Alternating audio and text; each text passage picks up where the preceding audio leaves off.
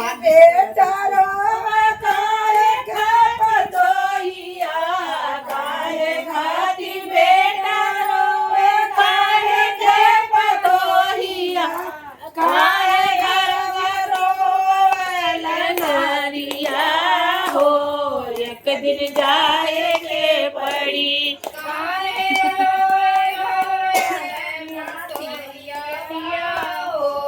एक दिन जाए के पड़ी काहे घर रोवे लनरिया हो एक दिन जाए के पड़ी काहे रोवे पतोहिया हो एक दिन जाए के पड़ी खाती बेटा रोए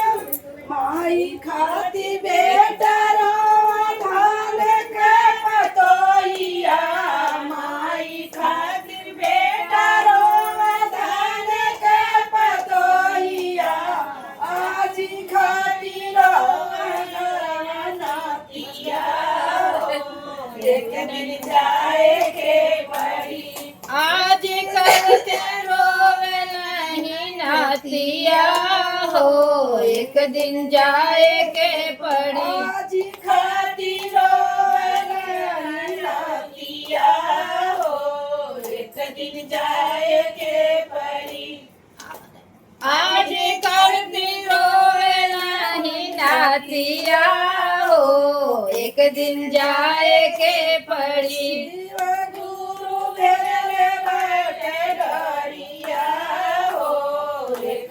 जाए के पड़ी शिव गुरु भेजे नहीं गड़िया हो एक दिन जाए के पड़ी खातिर बेटी रोवे काहे के दमादवा काहे खातिर बेटी रोवे काहे के दमादवा काहे घरवा रोवे सजनवा हो एक दिन जाए के पड़ी काहे घरवा रोवे सजनवा हो एक दिन जाए के पड़ी काहे घरवा रोवे सजनवा हो एक दिन जाए के पड़ी काहे रोवे घरवा सजनवा